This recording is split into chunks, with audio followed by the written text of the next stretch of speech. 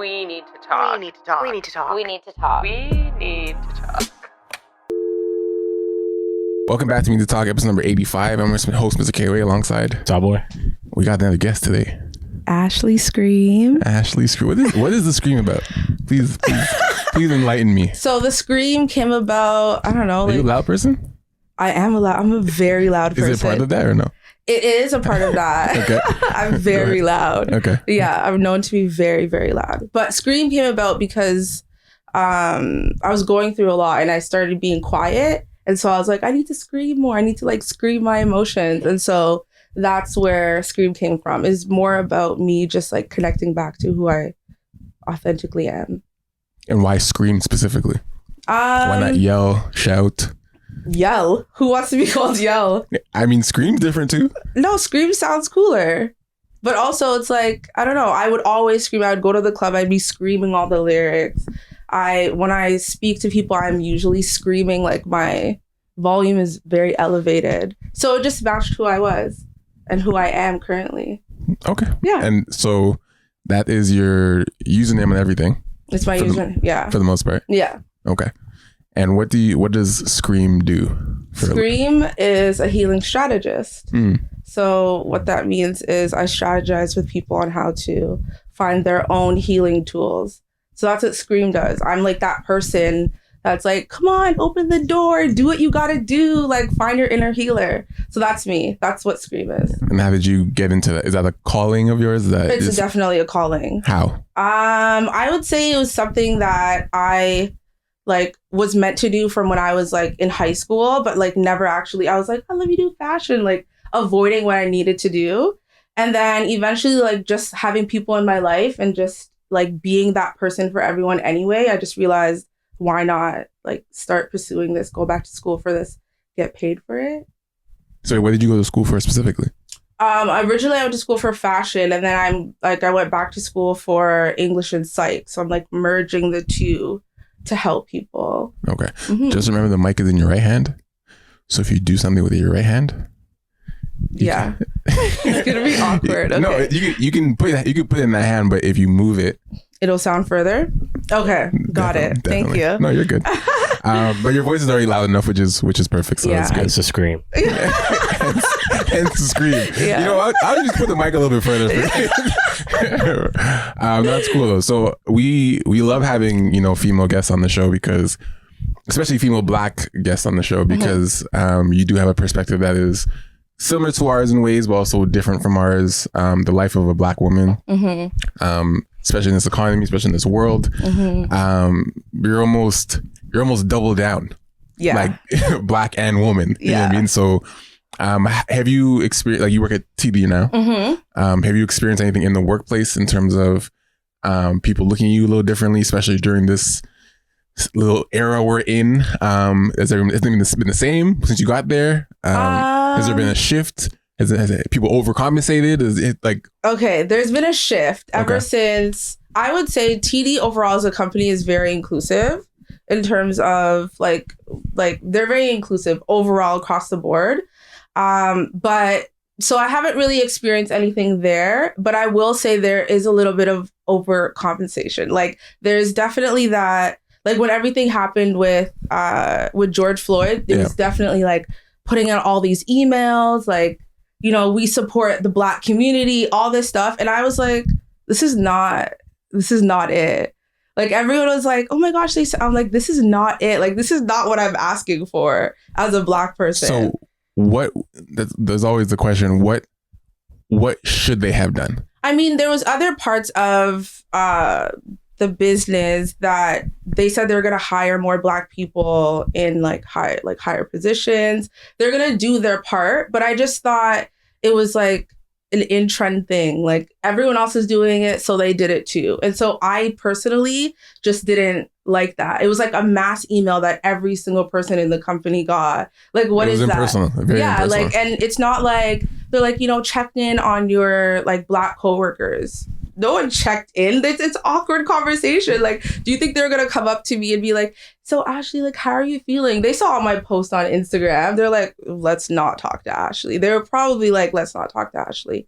And when they did, they're like, oh my gosh, George is the catalyst. I'm like, the catalyst? What are you talking about? Wait, who said that?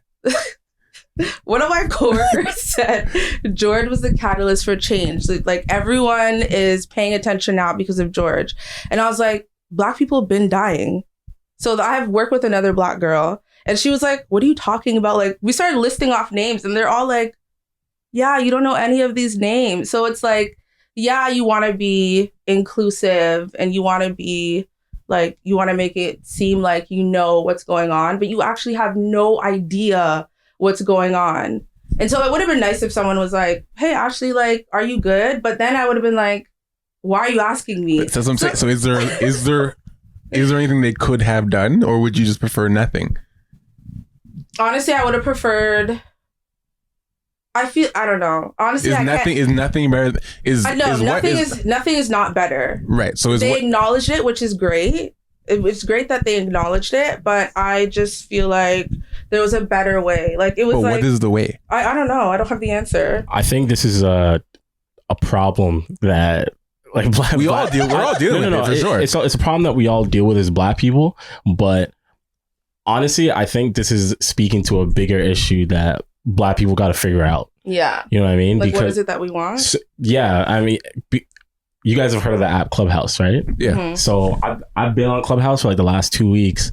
And part of the reason I like the app is because I'm actually getting to see and hear and engage in conversations with people that I, quite frankly, would never come in contact with, right? On different topics. Most of the time. How does the app work? I've never used it. Literally all the app is just chat rooms. Like a forum kind of thing? Yeah, it's just chat rooms. I'll show it to you like as audio? It's only audio. So this is the way it works, right? I'll turn on my volume so that it doesn't interfere with us. But right now there's a bunch of different rooms of people just talking about different things. And within each room you can see all the names, right? Is it random people you know? It's random people. You don't even have to know them. You don't know these people at all. Okay. So for example, right? Like this is I'm going to out myself as a big time nerd, but I've been watching that show Mandalorian, right? Okay.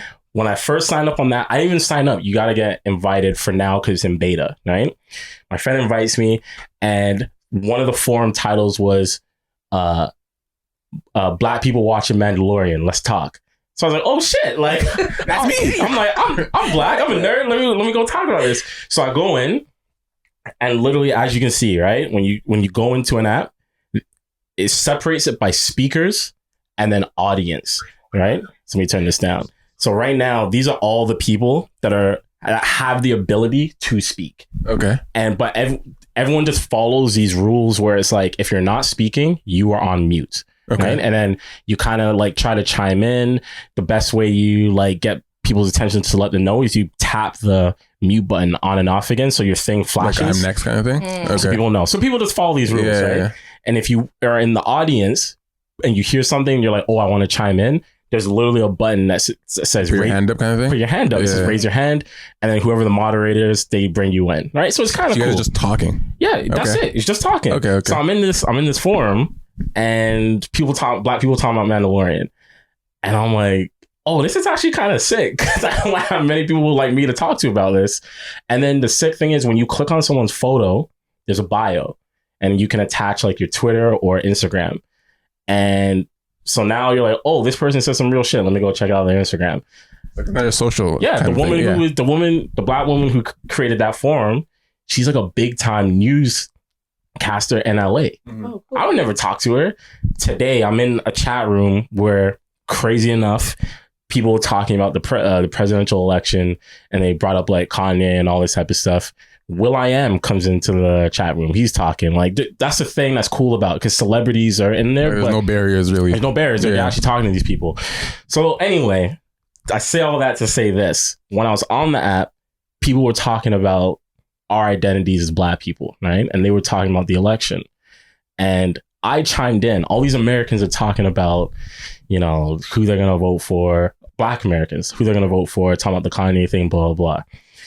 And it was getting heated because on one side, you have a lot of Black people who are saying they'll never, ever vote for Biden because of the crime bill that he was associated with way back when, right? That unfortunately put, you know, a lot of people in jail. Mm-hmm. And so it's weird for them because they're saying, I don't forgive him, so I don't want to vote for him. But I also like personally, but they're like, I don't want to vote for Trump. But I also don't want to vote for Trump, right? And then do I not vote now? Yeah, and then then they're also like, I'm definitely not voting for Ye. But it's like the whole reason that conversation was there because they're recognizing that, look, Ye doesn't need to be president to make any of the changes that he personally wants to change. But I kind of chimed in and I'm saying, listen, like as a Black Canadian, you guys need to understand that your vote actually has a crazy impact on the rest of the world, whether or not they conceive that or not. And it was interesting hearing some of the, well, not rebuttals, but they couldn't really fathom the fact that me as a Black Canadian, I'm still closely tied to what goes on in Black America, even though I'm not there. It's the ignorance of they think it doesn't affect you. It's a little bit. It's a little bit of an ignorance, but it's also the fact that, you know, we like to say as Black people we're not a monolith, which we aren't. But in some areas, we almost need to be. Whereas, like, okay, how do we move forward on this? So this conversation about, like, we've talked about a million times, white people coming up to us saying like, "Oh, I'm sorry," blah blah. Like, what do we actually want though? It's mad frustrating. Like none of us like it. But what's the alternative? But it's like, what do we actually want to happen moving forward? I think we have to actually go through that initial stage of this is fucking awkward, and I don't like the fact that you're coming to talk to me. But maybe if it's a continuous thing, it gets to a point in our head where like awkward conversation. Now it's not awkward. I understand now that you're not being weird, but to your point from weeks ago, it only pisses us off when it happens once and it never happens again. Yes, that's what it is. Yes, that's what it is. Yeah, because I was saying it feels like you're doing this today. Exactly. Like if that first conversation where you actually be like, okay, this is a little strange. You're like, why are you coming to my desk? If they came back tomorrow and you're like, yo, why are you? If they come back for the next month, like, I'm still checking up on you. Like, are you good? Yeah. You'll get to the point where you're like, okay. This person, you've been checking me for a month, and I've been giving you like cold shoulder every time, and you're forcing through that, and you're like, nah, like I know it's weird for you. I'm sorry, but I'm gonna come. I'll be back tomorrow. I'll be back the day after. Like, eventually, it'd be like, okay, you're really taking the time out to.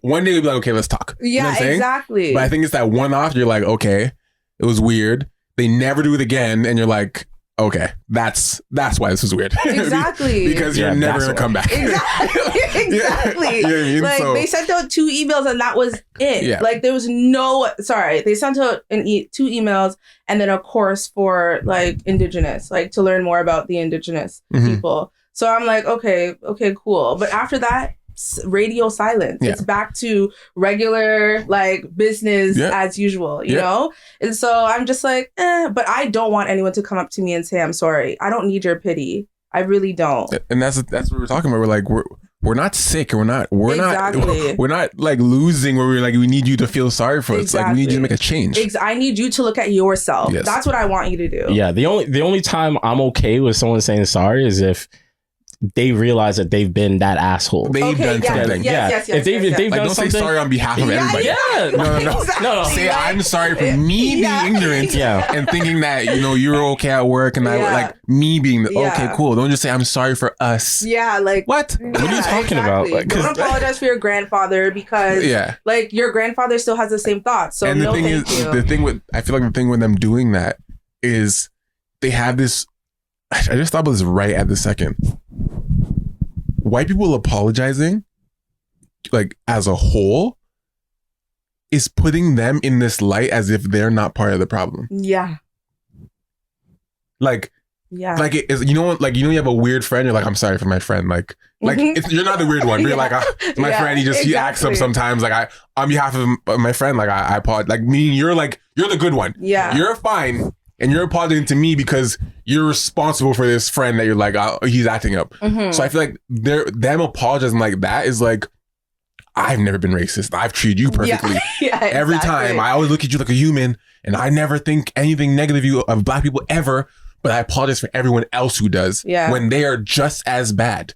Yeah. And I think that's what they're not acknowledging. It's like, no, you apologize on your own individually. Mhm. I will take that as I'm apologizing for myself, for my own ignorance, for stuff I have missed or overlooked. Exactly. I don't apologize for the whole white culture and race. Yeah. Because you yourself are perfect. Exactly. And they're the ones that are like, oh, I didn't realize they're like that. Yeah. Like, that's what it, yeah, it's mad weird because all of us have certain problems. You know what I mean? Like all of us have been. I hear what I don't even want to say it. Like not everyone has been racist, of course right? not. But everyone's definitely been prejudiced at some point. Yes. So the driving thing. Yeah, We've all said the driving thing. So you can fully understand if someone's apologizing from a actual genuine place, you know it. Exactly. You know it, which is why it's so off-putting when you can book when someone is apologizing to you. And the entire time they're having this conversation with you, you're just staring right at them thinking, this is all bullshit. Like, I know what you're saying is foolishness. I know you're here to clear your own conscience. Yes. Let's just get this conversation over with, Karen, so you can go back to work. You know what I mean? That's really what it is. So... Yeah, I've definitely had people message me and be like, oh my gosh, I realized that I was so ignorant. And like I had one person, I just thought this was so hilarious. So she messaged me and we're not friends. We know each other through a mutual friend. So she messaged me and she was like, oh, hey, Ashley, like, what else can I do besides? She said besides, like, listed all these things, right? So I was like, oh, okay, like, you can watch this and watch this, right? So I was like, okay, fine. My other friend was like, absolutely not. Like, she shouldn't be messaging you. But then, like, a few weeks later, she's like, oh, Ashley, I just wanted to let you know that I corrected a friend this weekend. And I was like, why are you telling me this? Yeah. Like, why do you feel like the a need? brownie points or something? Yeah, like, why do you feel the need? For being a good person? Like, you told your friend not to be racist, and you thought you would come tell you me that she did this to get your approval. Yeah, it was the weirdest. That's strange. Yeah, the weirdest thing. Listen, I think it's like two things, right?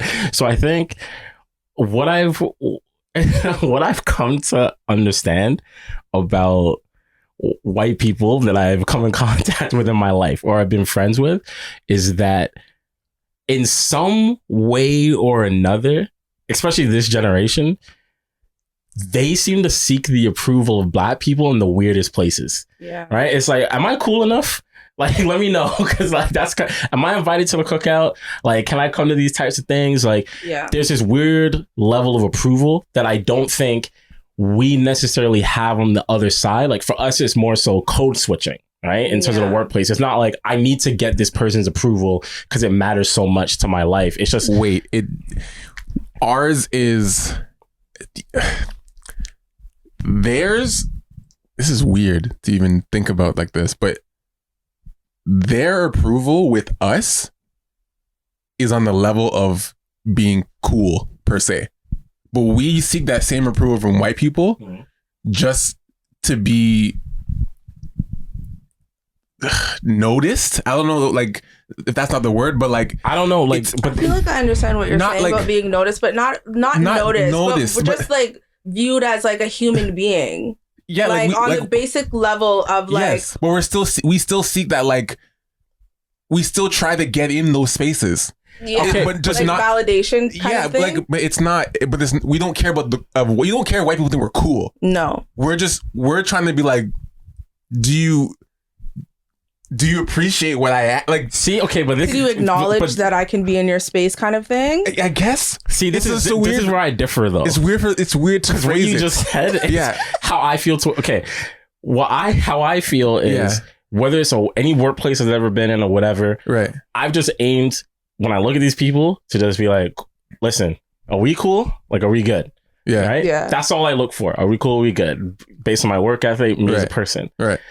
But on the flip side, I genuinely feel like it's been more, am I cool? Yeah. Like, you mean so direct? Yes. Yeah. It's like, no, ours is not direct. Of course. That's what I'm saying. Like, I know what you mean. Not are we cool? Yeah. Like, because am I? Because this was the other thing that I've always known, but I heard these discussions in Clubhouse, right? When I was talking to this dude, he was basically saying, like, black people are synonymous with cool.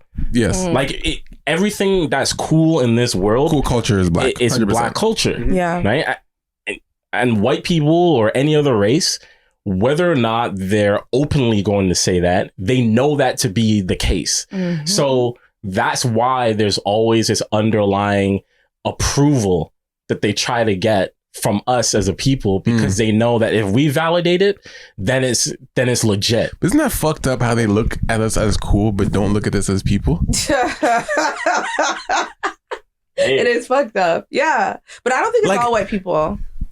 I don't think all white people seek the validation of black people. No, definitely not. Definitely not. Yeah. Definitely not. Well, the racists don't. Of course, they don't care what we do. Yeah. But for a large portion of this world, like, we've created the standard in fashion, in music, in sports, in dance, in what, like, you see black people do creative stuff. You're like, wow, oh my God, look how she did that. Look how he did that. Like, but it's almost like they can separate a race from that. Well, the problem, this is the reason why, right? Because you look at every race in existence, right, that has some form of power right now. It's weird. I was gonna say like, white people, Jewish people, all this stuff, because Jewish is just the religion, right? But we'll put it all in one category. The thing is, the reason they can separate us is because they own industries versus the culture. So this is an example I can give you. They allow us to do those things within their constructs. And here's an example of how, right? Record players been around for a long ass time, forever, right?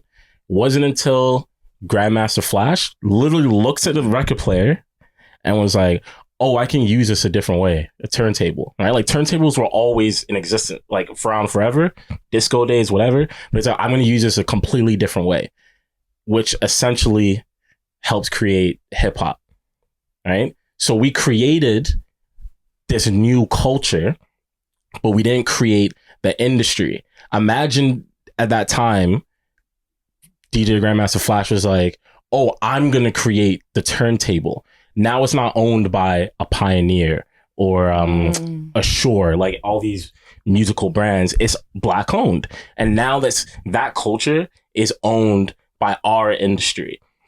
So that's why they can separate the two, because we're basically coming into their constructs and improving it. Exactly. We're built for production. They basically foam on our ability to make things better. Listen, like, but they're like, we still want to own that. But you can sell me tickets. You can sell my product. You can. Ryan, I like that you can make me money. I think it goes back to the slave mentality, though, of seeing us as slaves. It's like, what can we do for them? How could we produce something better for them? Like, what alcohol is it? I don't remember. It's like some rum. Is it Captain Morgan? No, there's another one, and it was a black guy that made it, but the white guy took. Like, it's his name, but it was he took the credit, but the black guy made it. So like, he took something, he made it, he produced something for him. I think it all has to do with like this production mentality of like keeping us as workers and just keeping us doing things constantly for them. And so as something goes wrong, it's like, okay, what can black people do to make it better? Like fashion, right? Or music. Like, okay, hip hop is in this weird spot. Like, what can we make popular? Okay, let's put this person on the market. Oh, now this kind of music is blowing up, kind of thing, you know? Well, going back to Ryan's point, think about like this. I keep bringing up Clubhouse, and it's weird because right now it seems like the app is predominantly black. Like, it's mainly black people that I see on there. Is the person who made it black? No. The news anchor lady? No, it's like two white dudes. Okay. But I thought you were the news anchor. Huh? No. That forum that I was on. Okay. Right? But it's cool because like they do these town halls every Sunday. So like the creators of the app are on there. They're like these two young white dudes, and they answer straight up questions from like all these black people. And like some of the questions that are being asked is like, how are you guys making money off this? Like, they're like, we're not right now. We're trying to figure out a way to like let people on the app monetize all this type of shit. But I say all that to say this. Think about all the social media apps that are currently in existence right now that all you guys are on. If black people all just were like, I'm gonna get off Instagram, I'm gonna get off Twitter, I'm gonna go to some other app. Think about how much Instagram and Twitter changes. Think about how straight up basic it becomes. It's not as fun anymore. You know what I mean? I'm on Twitter and I fucking laugh a lot at a lot of the things I see. Why? Because there's a subset to Twitter called Black Twitter. Like, It's black there's inspired. literally something called Black Twitter. All these memes, all these things that I see on Black Twitter, I see on Instagram like 2 weeks later. Yeah. Some of these people, when they hear Black Twitter and go look for the app. I know. They're like, what? There's next app? They go on the App Store and look for Black type in There's Black no Twitter. other app. But you know what? But you know what I mean? Within the app. Exactly what we're talking about right now. We have made the app even cooler. Yeah. Think about what I'm saying. If all the Black people left Instagram today, all of us, we just like, we're off Instagram, and we just went to some next app. Think about how different Instagram would be tomorrow. Yeah, different. So yeah, so our impact is crazy. We just don't have. That's why they separate the two, because we actually don't fully own anything yet. It's true. And we're getting to that point where eventually we will. We're the rich Black people are trying to own stuff, but it's still, we're so far behind, man. We're eventually like, will. It's like starting a race like literally 100 feet behind. It is. And it's like 101 foot race, and they're like, go. It is. You're like, what? And like, you're at the end. And it's mad dangerous too, because like this is why I got frustrated with that fucking forum that I was on earlier, because a lot of people were saying in the chat, and you guys might honestly disagree with me on this, right? But they were basically saying that we need these Black celebrities who have a lot of money or whatever it is. We need these people to either get into certain positions of power to start giving money back to different communities and all this type of stuff, right? I think some of that can happen without them needing to be in positions of power. Exactly. But here's my big problem with looking at, the few Black celebrities and saying they need to give back. It's actually dangerous long term if the poor expects this singular person to fix all of their needs.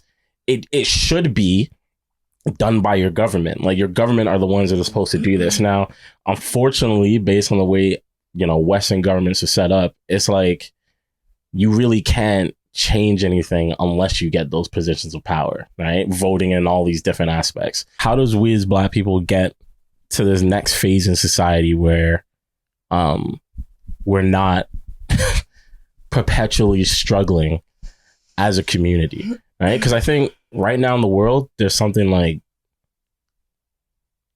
there's definitely less than 100 million Jewish people in the world right now, right? As a unit.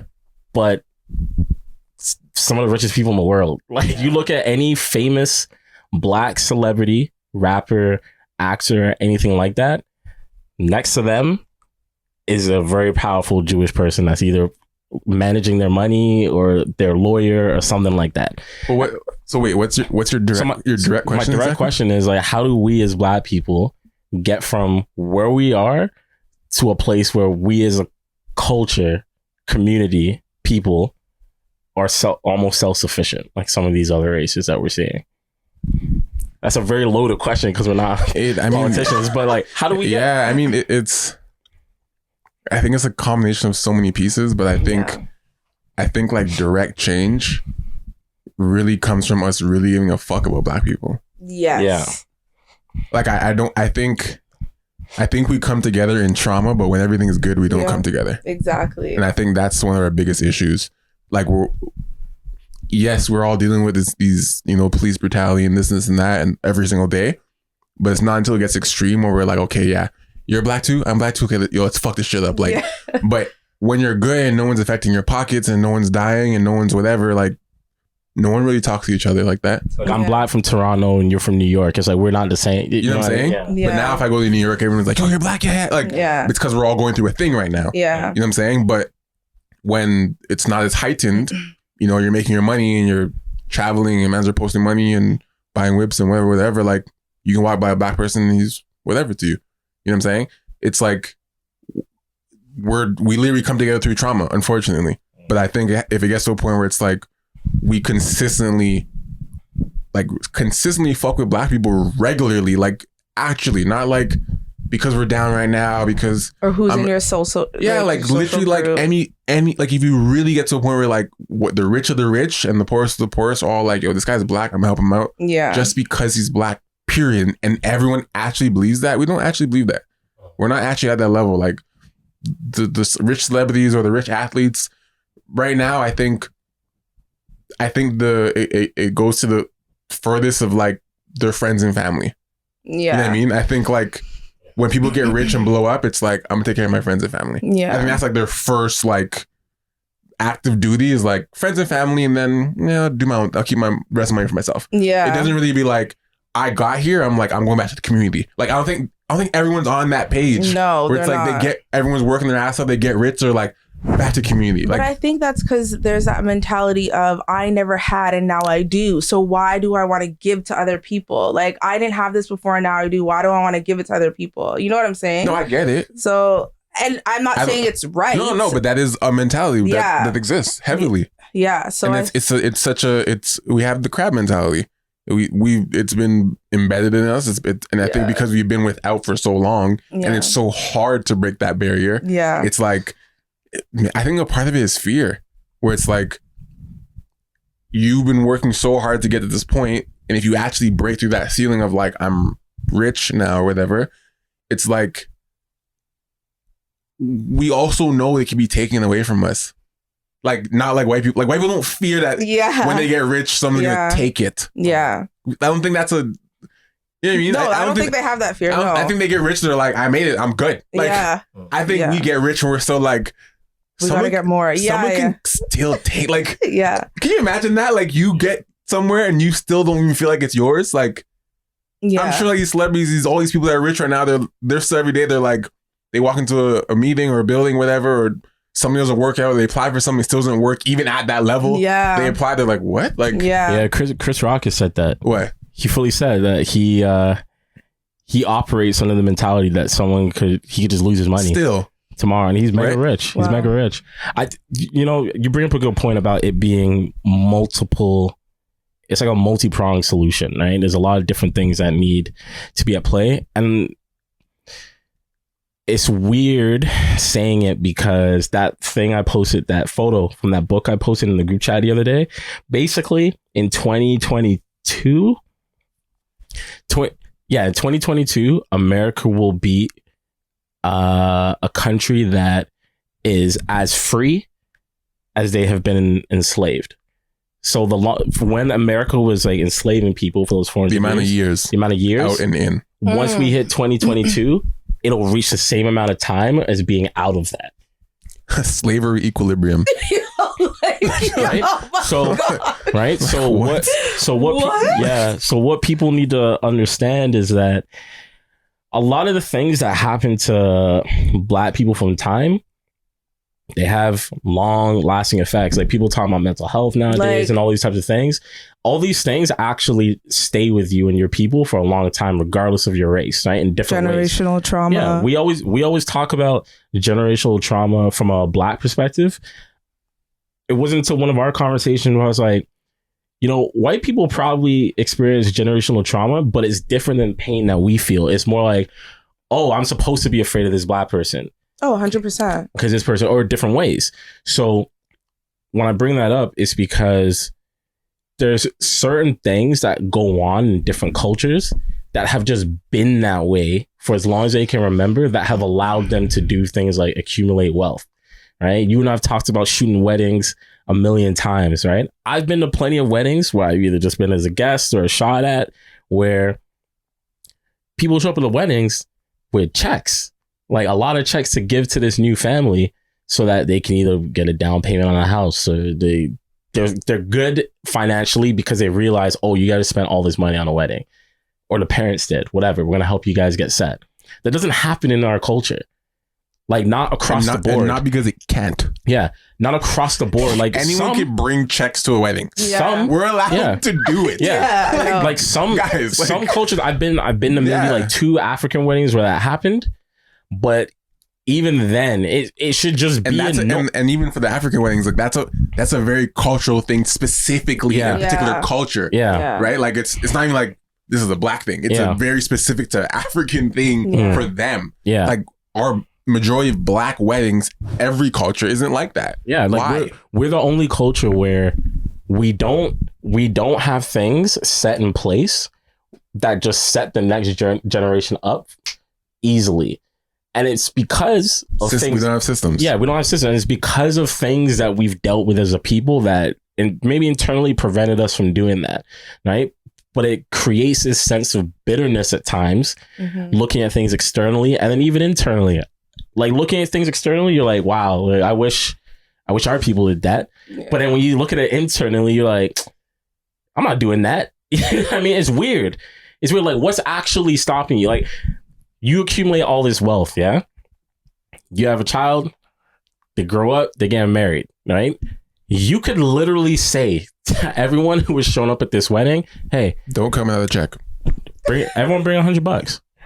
That's it. Bring $100. Right? We want to. You're gonna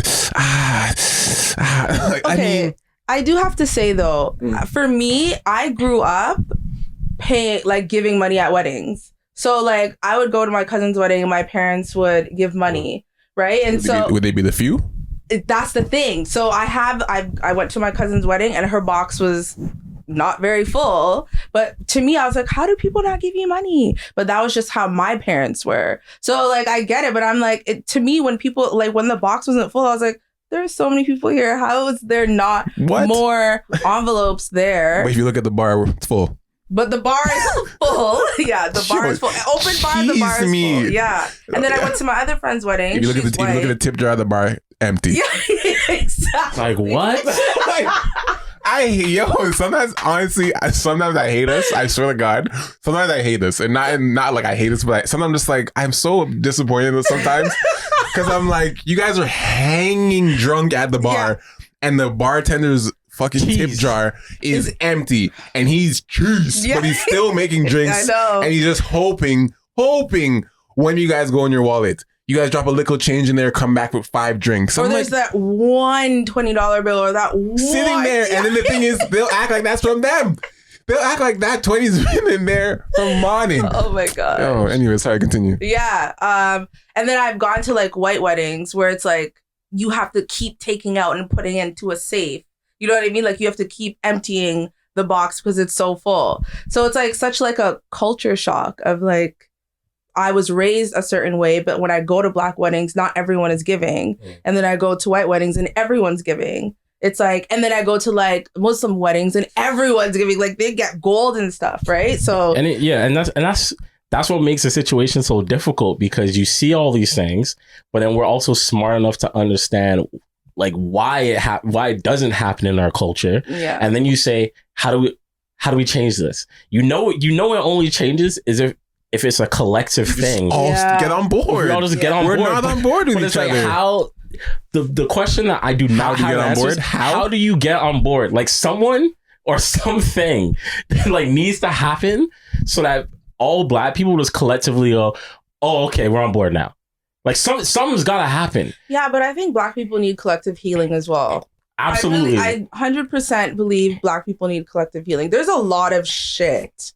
I can swear, right? Yeah, of course. Okay. There's a lot of shit that like individually we go through, but like collectively that we go through, like in the media, but like just generationally, like what we've gone through, where we're from, like, so like we're from the Caribbean, there's a whole other thing that we have to deal with. If you're from Africa, a whole different thing. If you're from America, that's a whole different trauma. And then all of it is fused into one on social media and through the media. And so like we all have this like constant trauma that we're going through all the time. So I think we definitely need collective healing in order to like take that step, because like when you talk about it or you talk about going to therapy, that's like taboo for Black people. Like getting help mentally is taboo, but I think a lot of it of like getting out of this mindset is getting help. Like it's talking to each other and being like, okay, like I think you have some issues, but like how well do people take that they have issues? No, I 1000% agree with you. Okay. Yeah, keep going. Yeah, so like it's just people don't necessarily like, they don't take criticism well. Black people don't take criticism well at all. Like I've had multiple conversations with my dad about therapy, and he's like, therapy, I don't need therapy. I was like, okay. Well, hold on. Let me say something, right? Let me say something. I'm with you all the way. When we talk about collective healing, this is going to be rough for a lot of Black people to hear. That's our age, right? And our demographic, age group, whatever. I personally think a lot of our parents, the older generation, I think they're too far gone. Yeah. And I say this out of love. I really do. They're not even trying. They're not even really willing. No, they're not. No. Absolutely. I say this because our parents, unfortunately, they're part of that generation where when they were kids, like the shit was too real for them. You know what I mean? Like it was there. You know, it's sad when you think about it, but they had to do with their parents. Like even our grandparents were in a time where like they could not drink from the same water. There was actual racism. It was serious. Yeah. And the thing is, when we talk about racism and all this shit, Chris Rock put it perfectly the other day, right? Yeah. I don't know if you saw this, but I agree with them. I fucking hate civil rights movies. All this shit. I hate it because they're selling it. They make racism like palpable for people. They're like, oh, this is digestible. It wasn't just, I can't drink at the same water fountain as you. Fuck. Like, let me go over here. Like, I got to deal with this shit. It wasn't that. No, they're beaten. Yo, he said some real shit. He was like, listen, when the Depression was happening, right? When everyone was broke, he's like, what do you think white people were doing? They would literally go across town where they knew black people were making food, and they would just go in their house and take their shit. Just take the food. And you couldn't do nothing about it. Like I don't see that. That's how real it was. He said I can't remember if it was his mom. It might have been his mom. It might have been his mom or grandmother. One of the two. He was saying that black people couldn't go to the dentist. They had to go to the vet. It was his mom. They had to go to the vet to get their teeth taken out. Like, that's not that far removed. This guy's talking about his mother. Exactly. His mother. Like, pardon? His mother, bro. Vet. His mother. I don't even think people that aren't black conceptualize that. I have a hard time conceptualizing, but people that aren't black, literally, if I looked at them and said, yo, your mom had to go get her teeth taken out, they would look at me like I'm fucking crazy. Yeah. There were no dentists around? Yeah. No, there were. There were. But we just couldn't go. We just walk in there. Go. Yeah. She couldn't go. Like, in this day and age, 2020, they're looking at you like, nah, that's crazy. So, yes, like, I do believe we do need a lot of collective healing. I think it absolutely needs to start with this generation that we're in now. And I don't think that we're going to see the long-term effects for a long time. It won't be in my lifetime. I know that for a fact, but I'm hoping it's starting now from what I'm seeing. But I just can't get on board with trying to like force the older generation to go through this healing, right? I'm not saying you were saying the force. No, I wouldn't say force. I'm not like, Dad, you need to get out there. Like, that's not me. I'm more so like, I will say I go to therapy, and he's like, you don't need therapy. Therapy is taboo. It's not just for them. It's like, I shouldn't go either. You know what I'm saying? And so I would ask. Tell people them your business. Yeah, exactly. Like, come on. Oh my God. It's not that deep. My mom would talk to you? Like, yeah, like, it's just, and so I've had like multiple conversations. I try to ask small questions or like tell my dad how I'm feeling to see what his reaction will be. Like, more so me testing it out. Like, this is yeah, exactly. This is research. Thanks, like, it's just like, and his like solutions for things are like absolutely insane, like ridiculous. Trust me. What's your background? Jamaican? Yeah, my dad. I understand. Yeah. Or read a book. Yeah, like okay. What did I say to him? I was like, my mom was like, oh, like tell him. So I went to my dad. I was like, oh, like I'm depressed, and he's like, oh, why are you depressed? I'm like, oh, because like I'm getting older. I don't have kids yet. Like, and I don't remember what I said. I was like, I want kids or something like that. He's like, so just go find a man and have kids. I was because. Oh, okay. I was like, what? Oh, just go find a man and have a kid. Like, what? Because then you'll be happy with me. What? But if you do that, I'm not going to take care of the kid if he's a deadbeat. I was like, okay. Okay. Make it make sense, Dad. I have a question. I mean, it's very difficult for it to even happen, but if all black people could get an influx of money, like a good amount, good amount, reparations, or just it just popped up, no, like just in every black person's account only in the whole world, they got enough money for the next 3 years to either get a place, get a car, get the whatever, everyone just money. all black people only. No white people didn't know about this. All black people. Yeah, me too. Yeah. All black people knew about this random money for just black people. Your white friend that know what the fuck you're talking about, but you're like, I got extra money in my account, whatever. It's not from the government. It's just money appear in our account. Only black people. Do you think we become closer? No. What do you think would happen? Honestly, do you think like the reason I'm asking, like, do you think a big issue is the money disparity among black people? I think it's one of the issues. I don't think it's the biggest issue. What do you think would happen? I think people would either blow the money, like they would lose it in a second, or put it towards, or hoard it to themselves. They may not even tell you that they got money in their account. Like they may get the money and be like, "Oh, I got money in my account," and you will. They're definitely telling people. Black people chat. No, but not all of them. Not all of them. Like not everyone will know. Like I mean, will know. Like in your group will know. But like, I just don't think it'll be. I don't think it's like a solution. I don't think it's just that. Yeah, like it's not okay. I get what you're saying. It's not a solution only because black people haven't been taught financial how to function, exactly. how to function, right? How to use your money, how to grow it. If we knew, then for sure, I think we're closer. Like it's that simple. But that's the key piece that's missing, right? Knowledge. I think the fact your first response they'd blow it is the money on education we have, like the lack of education we have for money. But this because you even believe like they'd blow it. It's like, and I believe, but it's unfortunate that I believe it. But it's like you toss. $30,000 in someone's account and it's legal, they're gone with that. Yeah. Like, it's weird though, because when we talk about financial stability amongst black people, one of the rebuttals you always hear is, well, you got money like that. It's easy for you to accumulate more wealth, blah, blah, blah. So I feel like that's a barrier for that conversation to begin with, because people don't have money to begin with. So they're like, why are you talking to me about financial stability? So then maybe, like on one side, I'm more so on Ashley's side, but I'm there could be a scenario where imagine everyone now has his money, and then it's like, all right, stop before you spend it. Like someone needs to regulate. Exactly. And I think in that case, you still might have people that are gonna blow it, but then you also are gonna see people be better off, right? I think so. Well, yeah, if that's if there's an education piece, if people have the knowledge. Of course, if people have the knowledge, they're not going to blow their money. They're going to find a way to grow it, So I think, so then that answers the question in a twofold sense. I think we have a financial problem among the black community, and then B, a financial literacy problem. And I think if those things improved somehow, I don't know where or how, but if those things improved, I think we would be better.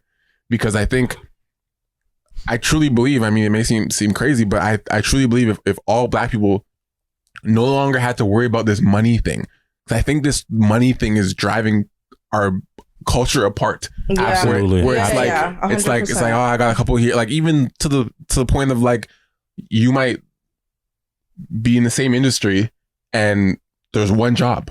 Yeah. And it's like, now I'll throw you under the bus to get that job for this money thing. Yeah. You know what I'm saying? Like, but if we both could get that job, it'd be like, yo, I'm bringing Ashley. Like, yeah. It's just because there's always this limited resource for us where we're forced to like, it's me or her. Yeah. It's me or him. Yeah. Like, you know what I'm saying? Like nonstop. Like white people don't have that limited resource. It's like, there's 4, 5, 7 jobs. It's like, I don't care. Like, hey, bring my friend too. Like for us, it's like, there's one spot. Who gets it? And it's like nonstop in every fucking like environment. They need a token. You know what I'm saying? In every place. So I think it's that like, if there's a way to remove this like exclusivity of opportunity among the black community, I think that would change things. So like me saying this magic money came, we wouldn't be fighting over the bullshit. Like if you had money, if I had money in my account, you have money in your account, I don't give a fuck what you do. Yeah. Like now it's like, okay, how can we, you have enough money to buy a house? Yeah. You want to just buy a block? Yeah. I can afford it. Can you afford it? Yeah. All right, let's buy a block. Like, but it's because no one can actually do that. Yeah.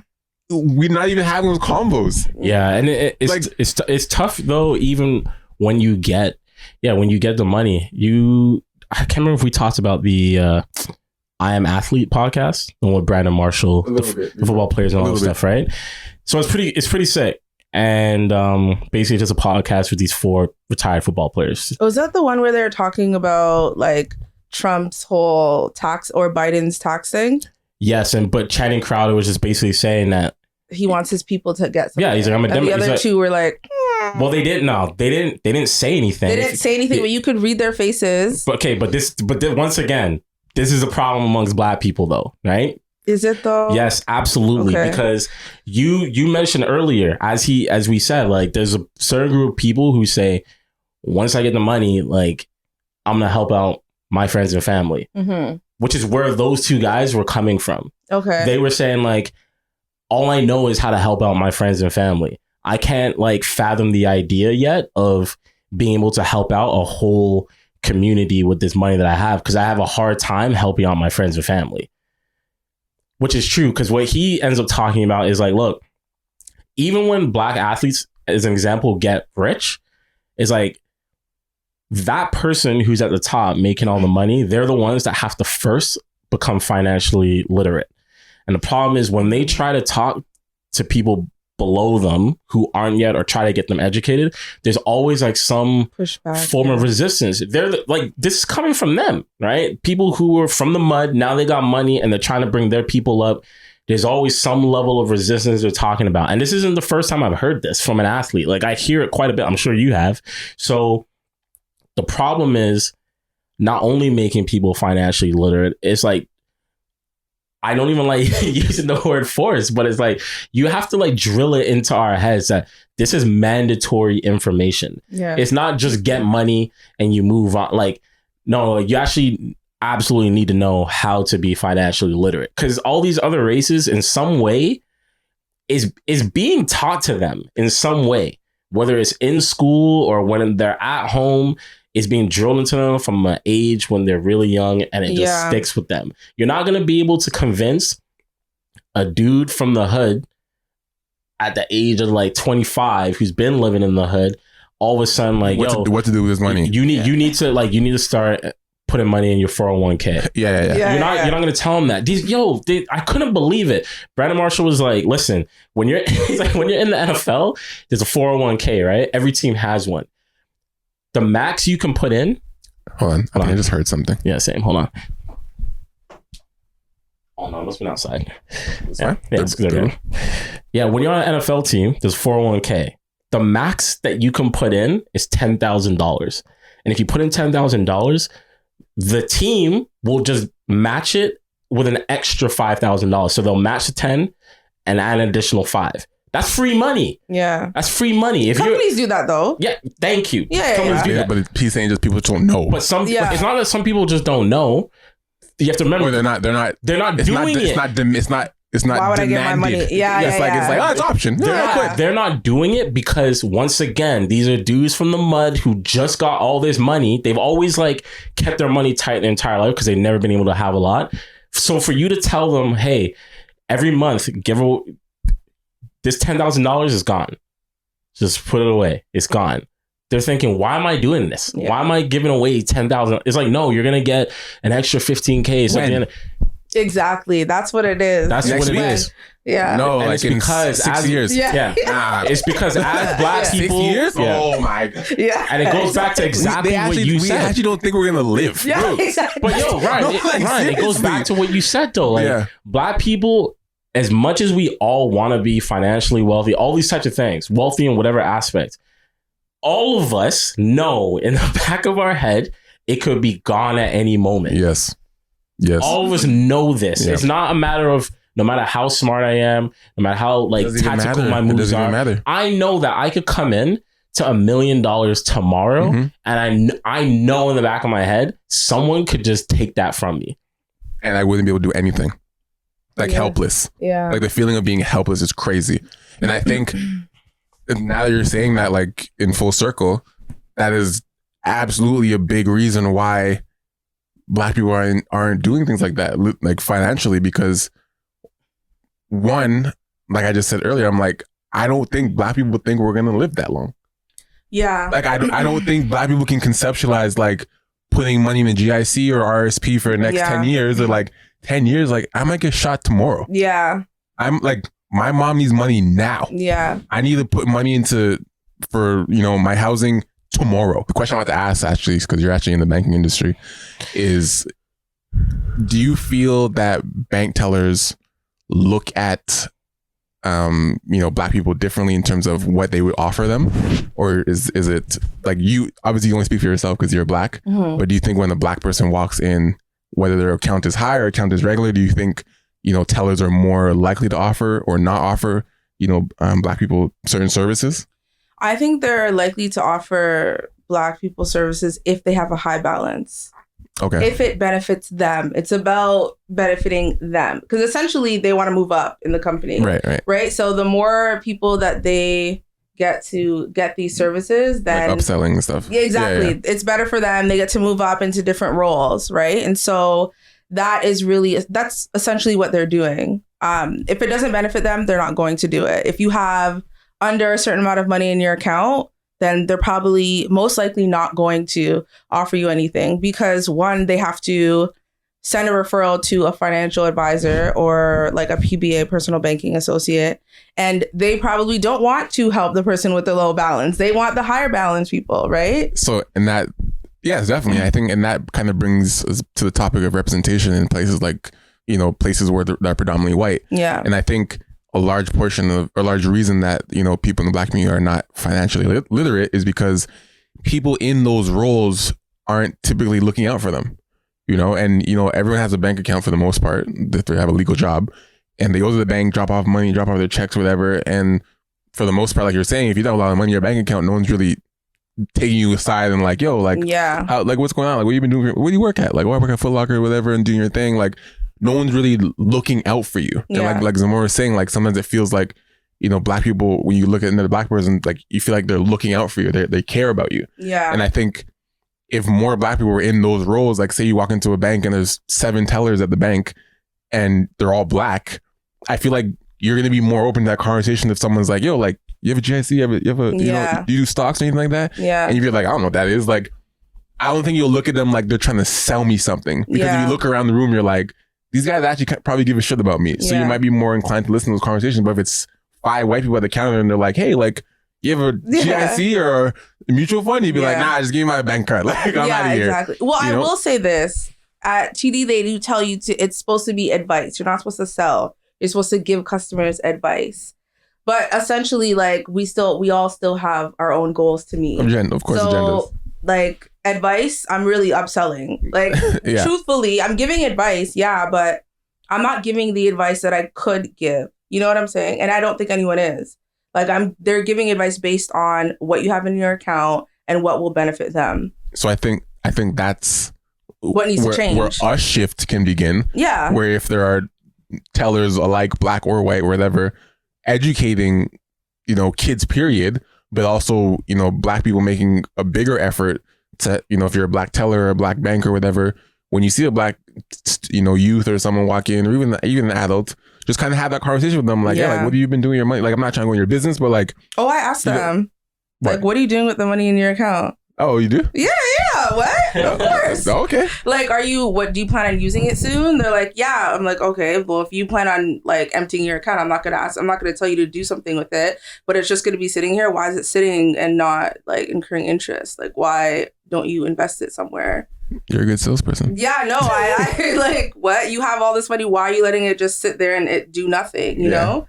But yeah, no, I ask them all the time, like, oh, is this like, do you get these checks regularly? Like, is this because this is not what your employer says on file. Like, I ask all the she's in the account. I look up everything. Oh, that's cool. If I see a lot of money, I'm like, what do they do for a living? You ever met a guy through the banking? No. I mean, bank people are you know everything about you can know everything about that guy. Yeah, you can. Exactly. But you never met anyone through your banking job? No. You never tried? No. Isn't it can't you guys lose your job if you just like search up people? If we search people, but if they come into the bank and they put their card in, then you're like, oh, bless, I can see you. All access. But you can't just go look, right? No. I will get fired. Yeah. I can't look at friends. I can't look at family. Like, if a friend comes into the bank, I can't help you. They're very like. Oh wow. Okay. Yeah. But no, I've actually never. Okay, mind you, I don't go to work looking like nice all the time. Like So you just go to work. Ever since COVID happened, I'm like, meh. Yeah. Like I don't really care. But like normally the people that want to talk to you are like, you have no money in your account. Like you have a lot of debt. Like I'm not saying I'm not going to talk to someone with a lot of debt, but like you have a lot of debt. Like a lot of debt. Like I don't know. I'm not saying I'm not going to talk to someone with no debt, but I'm pretty much saying I'm not going to talk to someone with no debt. Piss off. The thing is, you don't pay your bills. I worked at Rogers too, right? So like you'd come in and like, people would come and be like, oh, hey, like, who are you? What's your name? I haven't seen you here. Da, da, da. And you looking like your account's delinquent. Arrears. Like you don't pay your bill. I'm not like, you're just not responsible. Yeah. So it's just not. Like, that's what I pay attention to. You're not responsible. So no. It's fair. No, it's fair. I've had a guy say, oh, do you want to go to the movies? I looked at his account. No, I'm good. Thank you. Not with you. You shouldn't be going either. You shouldn't even be asking. Yeah, you should be going. Come on. Okay, let's get to these questions before we wrap up. This week, good talk so far. Good talk. Yeah, good talk. This week we asked the question. Let me pull it up. What is something you stopped doing that has changed your life tremendously? Is there anything you would like to stop doing as well? So we got a bunch of people. He says small talk right off rip. Straight. Just done with the small talk. Period. Okay. Christina, she said, avoid healing generational trauma. My family and I speak openly now on this topic. That's good. Naturally Treasure. What's your real name? Tropicana. Okay. She said, putting others' feelings above my own. That's a good It one. was the worst thing I've ever done. I think a lot of us, as we get older, realize like, I don't need to really do that. Yeah. Sydney, she says, stop being loyal to people who don't reciprocate the same energy. Mm-hmm. And she said, I would also like to stop overthinking. Right? I feel like a lot of people overthink shit. Who's this? Indigo. She said, I had to stop allowing people thinking I can always be their safety net / plan B. Had to start saying no and remove myself from problems that really had nothing to do with me. Was hard at first, but worth it. We talked about this before. Saying no is crucial. Saying no is crucial. Most of the problems that you have in life are actually not your problems. Most of the problems are not your problems. They're other people's problems that just frustrate you. That's all it is. Yeah, 100%. That's real. Annie, she said, not telling people how I feel in the moment makes it a lot easier to move on or let go. That's factual. Yeah. Little Cocoa Puff. About other people. Yeah. Shay. Yeah, this is other people's business. Yeah. Shay, she said, drinking so much, being too nice, frivolous shopping. Like those are pretty personal. Very personal, concrete things. Yeah. This person, views from Views from Placious. I don't know. Thinking that other people's idea of you in their heads affects you. Look for you. That's facts. Like you don't got to worry about what the fuck other people think about you. Yeah. Nicole, she said, giving all of myself, I have now learned to allow space to see if others will show up. That's pretty good. We're almost done here. Body by AP. Got a lot of them. Yeah. Body by AP. She said she's done with the back and forth. Like, that's it. Oh, I hate that. She just said back and forth. That's it. Very straight to it. Straight to the point. She's not even do back and forth with the comment. None of that. It's like, I'm not even give you more than that. Just that's it. Yeah. Saint Rita, she said averting negative feelings. Right, so probably just like actually dealing with them instead of repressing them. Repressing them. I'm upset. Yeah, stay away. You know what I mean? Yeah. I'm not mad. I'm fine. Yeah. The I'm fine thing is popular. Shahid, he said procrastination. I would like to stop that. My doubtful nature makes me put off too much, even though the vision should be enough motivation to see it through. You know, so it's interesting that he can like actually acknowledge that having the vision should help him, but it's the first step. Yeah, first step. And last but not least, Reckless says, someone already said overthinking, so I'd like to stop procrastinating. That's it. Very interesting. Procrastination is, So for you said... For mine, I said small talk quick just to get it started, but small talk definitely, I think, so much so that I generally live by that. Like I don't do small talk with people. And like someone messaged me like 3 days ago, like, hey, how you doing? I'm like, let's not. I'm like, why? I'm like, don't do this. Like, what's up? Like, I literally, it may come off rude, but I'm like, I know when someone's like, hey, like, how are you doing? Like, I know you tore your Achilles. Like, what's like, how, like, they'll ask very specific, how is the Achilles? Yeah. How is, dealing with, like, they'll ask a question. They'll ask a real, how has it been not being able to walk? Like, you know what I'm saying? Oh, let's talk. Oh, there's a conversation there. I can actually give you an answer because I've been doing this. I've been struggling with this, whatever. But if you just text me like, hey, how are you doing? Hey, what's up? Don't do this. Like, stop it. Just get to the point. Like, because I know it's you want something, or you're asking for something, or you're bored. And if it's any of those things, just get to it. Yeah. If you're bored, bye. I don't have time for boredom. If there's something you want, what is it? Yeah. Just if you want money, like, hey, I want some money. No. But tell me don't try to butter me up. Like, and I think me being that personality I have now, I've gotten the answers I want a lot quicker, and I'd be able to avoid conversations a lot faster. Draining conversations that don't need to happen, I can get right to, like, what's going on? Okay, this is what's happening. Okay, I don't have the time for that. Cool, you can park it, whatever. Like, versus like going through this loop. What does that sound? That was my Google thing. Oh, before going through this loop of conversation, like, just to get to the source of it later on, it's like, oh, this is what you wanted, like, and it's still a no. Yeah. You know what I'm saying? Yeah. But other than small talk, I think, being able to identify, I guess, being able to separate my emotions from my rationalism.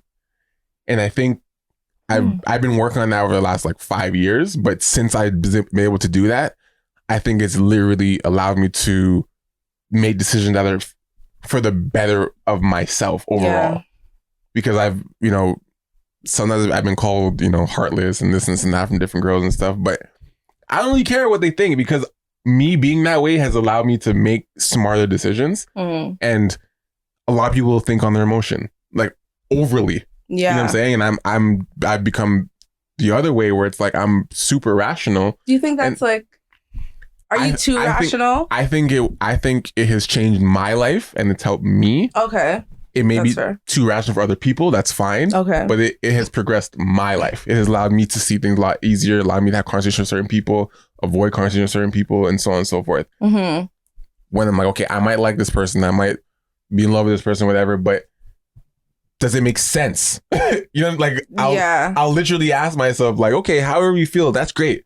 Does it make sense to you, though? That. Yeah, I get that. And if my answer is no, I love her, but does it make sense? Yeah. And if my answer is like, no, it doesn't, I don't care how I feel. Yeah. And I've got the ability to be like, I've even said to people, like, like, yo, I care about you. I wish this was not like this. Like, you know what I'm saying? Like, to the point, like, it's even difficult for me to do it, but it needs to be done. Yeah. And I can acknowledge, I'm like, yo, I care about you. I like you. Like, I wish it wasn't this, but I need to do this. Those conversations are hard. Of course they're hard. Yeah. Duh. But they're needed. But since they've done that, I'm like, yo, I'm so glad. Yeah. It sucked, but I'm like, I needed to do that. Yeah. I need to be like, this doesn't feel good, but it makes sense. You're being real with yourself. 100%. Yeah. So that is something I definitely needed to do and have been doing, and changed my life on a completely different path for people, friends, relationships, and so forth. Yeah. What about you? I agree with that. For me, I think what I stopped doing was showing up when I didn't want to. Like places? No, like, or for people. Oh, like, just being... being in a space where I didn't want to be. Like, answering the phone when I didn't want to answer the phone. Like, now I'm like, I don't have time for this. Like, because I have people calling me all the time with their stuff, right? And so now I'm like, no, I don't feel like answering. No, I don't feel like showing. Like, figure it out yourself. Like, I'll holler at you tomorrow. And, like, if it's really bad, then, okay, I'll show up. But, like, if it's something where you're just going to be crying to me on the phone, I don't have time for it.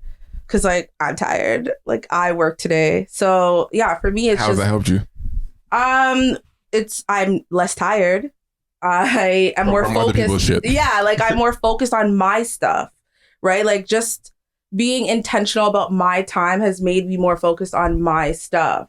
Like, what I want to do, like, my business that I want to grow, like, the person that I want to become, right? And so it's made me more intentional in relationships, like with love. I'm like, it's the same thing what you're saying. This is not going to work. Like, this relationship would never ever work. Like, it doesn't matter if we talk for a little bit. Like, let's just cut it off now. Block your number. Like, I'm like a blocker. Why the block though? No, I block people. Is it for you though to let go of something? You have to block it because you think you'll go back. You don't trust yourself.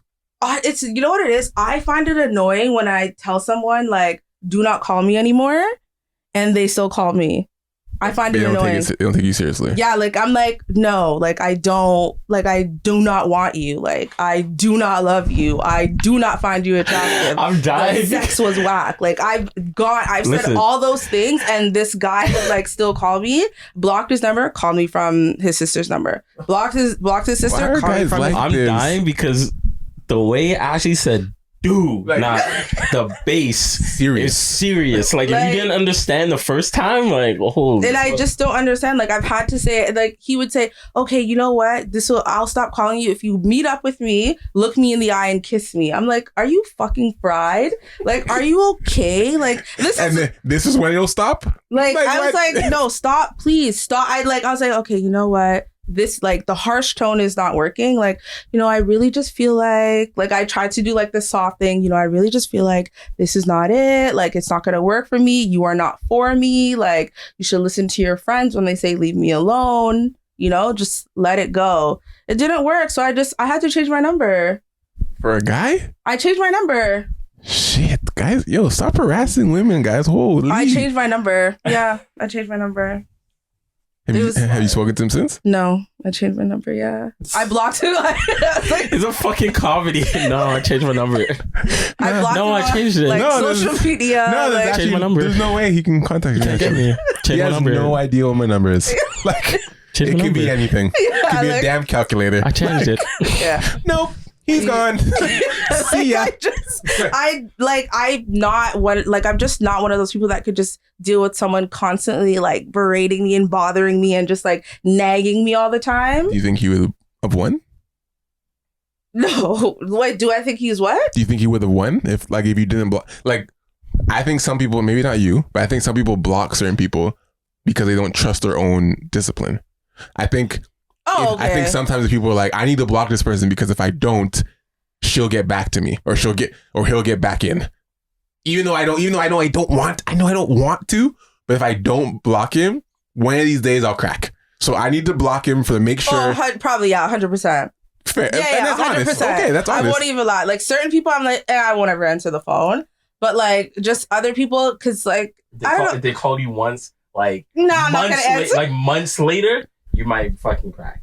No. No, if they're not once. If they call me twice, that's what I'm saying. If someone keeps doing it, I'll one answer. day they'd be like, "What, man? Like, what's Can I come over? Fine." Really? I think I'd be more likely to pick up the phone if I told you once, don't fucking talk to me. Months later, you hit me up. Now my guard's down. I forgot. You know what I'm saying? I'd be like, why is this person calling me? And I answer, and they're like, got you. You know what I mean? Versus if you're calling me all the time, now I'm pissed because you're annoyed. You're annoyed. Yeah. No, I get that. Yeah, 100%. Yeah, I feel that.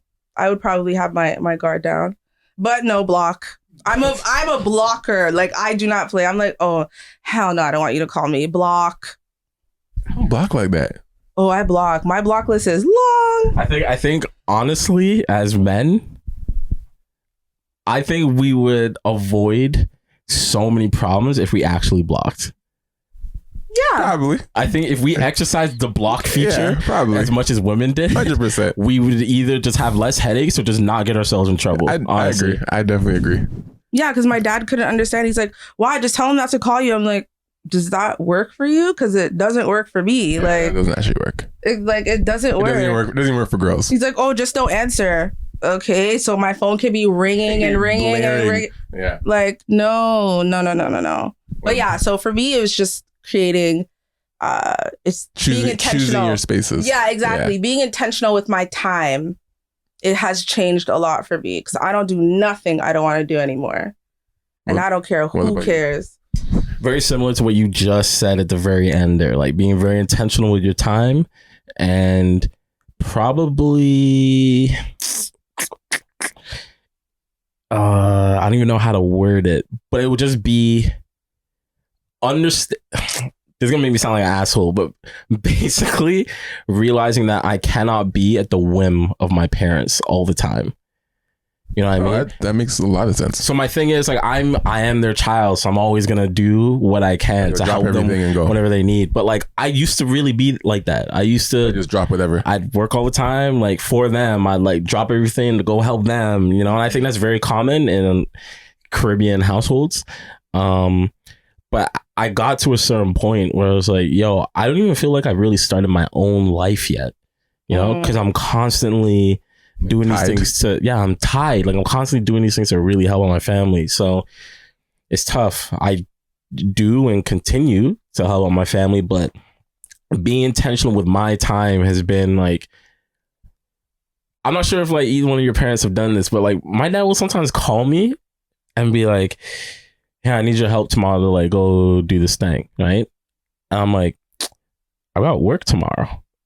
Like, I have this thing that I do where I need to make money to pay my bills. Like, you can't just call me last minute and be like, hey, I need you to do this because you are my son. You know what I mean? Like, there's this weird dynamic. You know exactly what I'm saying. So, and before I was just like, all right, I'll figure it out. You would shift stuff around. I would figure it out. That's what I would do. I've shifted around because in my head I'm like, damn, my parents are getting older. I gotta figure this out. Like, I gotta do what I can to help them. Yeah.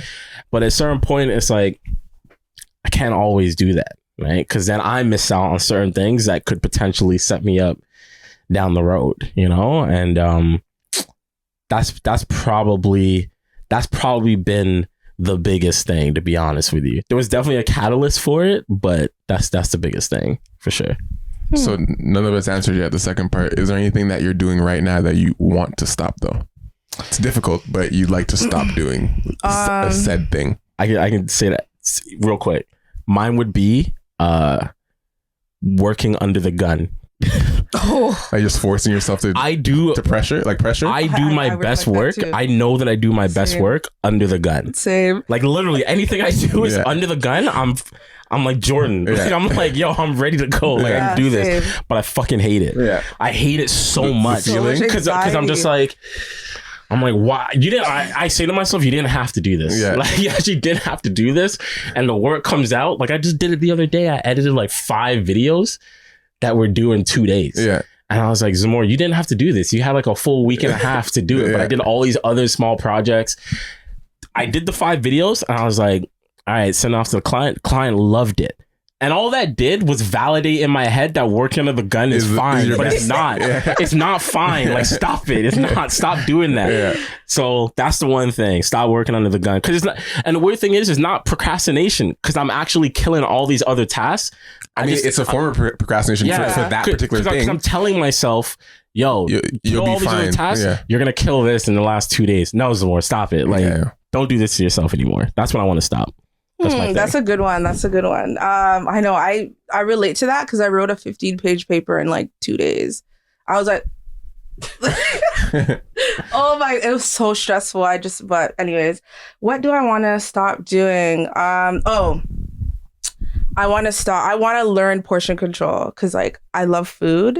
And so I can eat a very large meal, like one meal for the day and then not eat for the rest of the day. But like, that's not healthy. So I want to stop like just eating large portions. I want to learn portion control because I have no form of portion. Like it is terrible. Yeah. It's so bad. But I'll eat one meal a day. Like I'm not eating like 5 or 3 large. I can't do that. But like I'll eat once in a day. So I'm not eating breakfast. I'm not even eating lunch. I'm having like a late dinner and it's like this big ass meal that I don't need to be eating. Like I just need to eat like smaller throughout the day. I don't know if I'm ever gonna stop that, but yeah, it's honest. For myself, I haven't actually, I made the question. I never actually thought about this answer for myself. Something I'd like to stop doing. I catch myself. I think I'm a very judgmental person. So like, I don't know why I laugh. Oh, really? I am. No, I catch myself sometimes just like, and not judging in a way where I'm like insulting anybody or anything. I think it's, I have a standard that I have for myself. And I think when I come across people who, whether it's, you know, some opposite sex I'm interested in, or if it's just a guy or whatever, I think when someone's below that standard or they do something that I find that's off, I won't say anything, but I think it. And like, I think that's everyone though. Yeah, but yes and no. So where do I know what I'm talking about? Because he's like, I know what he's saying. When you're thinking like, it, they're pervasive. Like they're there. Yeah, like it's like oh, like, why are you like that? Oh, okay. But I'll still try and act normal in front of them. I still like, but I'm like, I don't want those thoughts. I want to get better at letting people be who they are, whatever it is. Like I want, like I really want to get good with just like someone does something that's like weird to me, but I'm like, let it go. Like, yo, just let, like, what? Did either of you ever watch SpongeBob? Yeah. Do you remember when SpongeBob went over to Sandy's crib? Yeah. In the dome? Yeah. And he was thirsty. I don't know this episode. There's one where like he meets Sandy, the squirrel, for the first time, right? Underwater. And he's thirsty, but he's a sponge, so he's drying out. And the entire time he's sitting there, he's like, I don't need it. But like externally, he's just like, yeah, it's okay. Like I felt like that's what I envisioned you in that moment. Like in your head, you're like, fuck, why are you doing this? Externally, I talk to myself 100%. Talk to myself, and I think like. It gets dangerous because there's sometimes I can't contain it. Is it like you showed on your face? Definitely. And I know it showed on my face because the person reacts. And then I'm like, fuck, got out. Like, you know what I mean? Like I'm like, oh, like got out. Because like I try to compose myself, right? So like they might like I think it's easy if I give you an example. Like they might say something that's uneducated, let's say, right? I'm really turned off by lack of education personally. Like just really turned off. Like especially if it's a girl I like, I'm like, oh my god, you're dumb. I feel like though everyone on the internet knows that. Like, oh my god, you're dumb. like it's so frustrating to me. Like really frustrating to me. No, so, like, I feel that. So like when if it's someone that I'm interested in, and it usually happens like later, like they haven't shown that yet, and then I already like them per se a little bit, and then there's a moment where I'm like, they do something that's like, damn, like, and they're like, what? Like, and I'm like, nothing. Okay, what do they do that's like they don't use proper grammar? They don't they use a word wrong because not a word. Like I mean, word like it's whatever. I mean, like literally, like it's usually mentality stuff. Okay. Like if someone tells me like this is how they view things, and I'm like even me, I'm looking right now. I'm like, really? Like yeah. And they're and I can tell that they realize I'm like disapproved of it. Like I don't own nobody, but I'm like, you can tell if you like someone and someone's not on board with how you feel or how you say something, and I'm like, I can't hide it, then they're like, what? And I automatically I'm like, nothing. Like, but it's I know they're saying what because I let it out. Yeah. You know what I'm saying? So now I have to like nothing. Like, no, like you made a face. I'm like, I didn't make a face. Like, I'll deny it to the core because I'm like, I can't actually tell you what is going through my mind right now. It's actually not nice. If I do, you're not gonna like me anymore. You know, as a it's friend. actually not nice. Yeah. You know. I'm trying to get better at just like A, not having those thoughts, and B, if I do have those thoughts, not showing it. Wow, I never even thought I had to do that. What do you mean?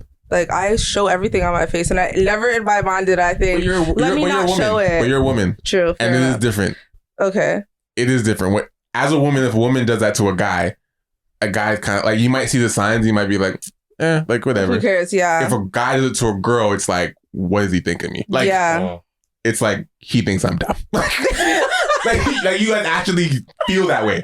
I don't think guys really said like, that girl thinks I'm dumb. Like we don't really like, I don't know. I can't speak for everybody, but I don't really think guys are like, she thinks I'm dumb. Oh, like, yeah, like guys don't care. It's just more expressive. Like we expect women to be more expressive. True. So when a woman is expressive on her face, we're just like, oh, that's normal. But let's say you as a woman, like you say something right now in this conversation, and I'm just like, At least I didn't get that. No, it's true. Immediately, you're gonna be like, "Yo, wagwan, what's wrong with you?" True. You know what I mean? It's true. Women are always rolling their eyes at us and doing shit for us. Well, like, I'm gonna have to watch this back later and see if you guys did that to me. nah, I mean, I don't think I did. Nah, I definitely think you did. don't think but yeah, Zamora's right. Like, women are more expensive. Like, you guys are always rolling your eyes at us, always like, whatever. Like, so guys, we're so used to just like, whatever, she's doing some shit. Mm-hmm. But if a guy's like, what? Like, you're like, whoa, what? Like, what did I do? That's a funny point. Like, if we show anything, if we're outwardly expressive on our face, then you know that's a real, genuine like emotion. Yeah. He's offended. Yeah. That's interesting. Yeah, that's where I'm at. Just to wrap up, is there any question you have? This is your first time on our podcast and first time on a visual podcast, you said. Is there any question you have as a woman or a black woman or as just a person that you have for us as two black males joining a podcast? Anything you've been curious about or anything you want to ask somebody that you're like, it's a little too hard for them to answer? Like, we'll answer whatever. Okay. So let me see. Let me relate it to myself, maybe. Okay. Wow, this is hard. I do have a question though, somewhere in my brain. Okay, would a guy try to talk, like, would a guy talk to a girl that is like dressed like someone that doesn't take care of their physical appearance? What do you mean? Initial attraction. What do you mean specifically by like, physical? Is he more likely to try to approach a girl that looks like happy and nice and approachable, like she's wearing nice stuff, her hair's done, than like a girl that's just like in her sweats and whatever, like hair's not done, hair's not combed, da da da da. Does that matter? Is it the location? Does the location matter? Because I think it's reference to where I am. Oh, it matters where you are. I think so. Okay. Yeah, like if I'm at the gym and she's chilling, I'm not gonna be like, "Why are you makeup?" At the gym, that's different. No, that's what I'm saying. Like, it's a scenario. Where is the scenario? Where is she? Like, okay, let's see. Where is she dressed like this? Walking out at the mall. She's in the mall, just bummed out in the mall.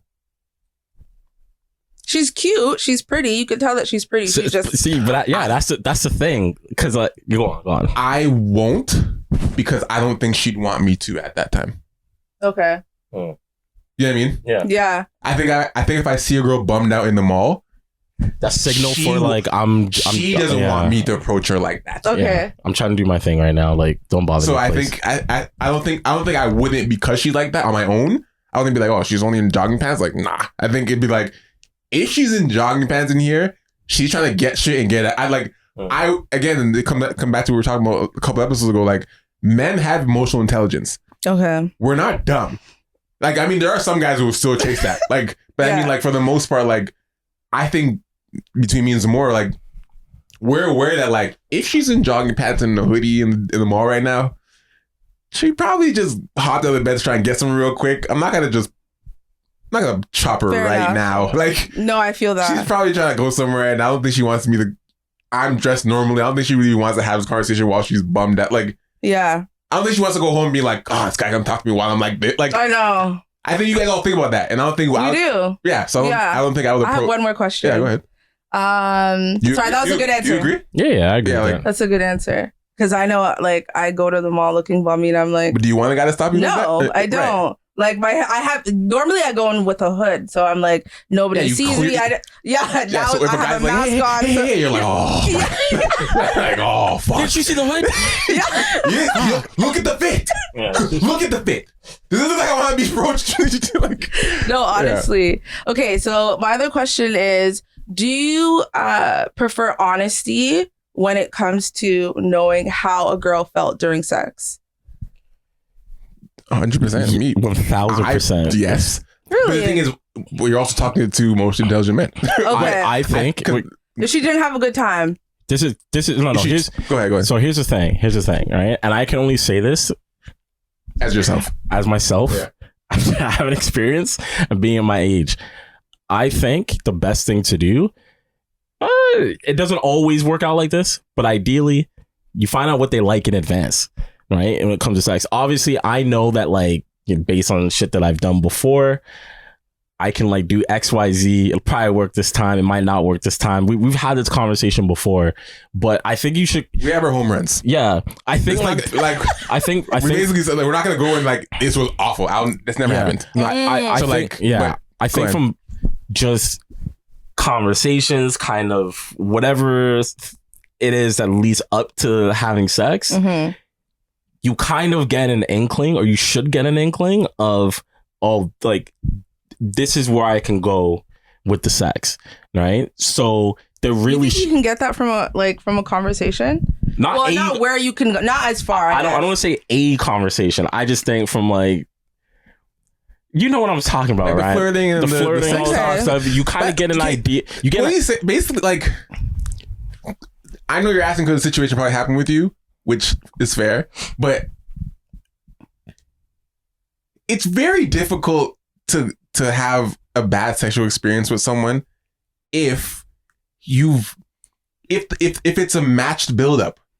I think these situations where women have like these bad situations where it's like either the guy's like too far gone and she's like, yeah, okay, I'm down to do it, or it's you don't really know much about the guy, it just kind of happens. It's like, oh fuck, that was whack, whatever. But I think like if you're both kind of talking about this thing, like we're gonna do this thing, blah blah, like you're flirting back and forth, he's flirting back and forth, kind of like, okay, I'm gonna do this, I'm gonna do it. Like you're kind of like trying to feel each other out. I think when it happens, like you'll both make that work. Okay.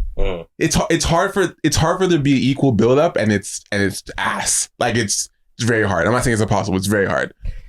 I have a question for you though, right? From a woman's perspective, part of me feels like when a bad sexual experience happens, right?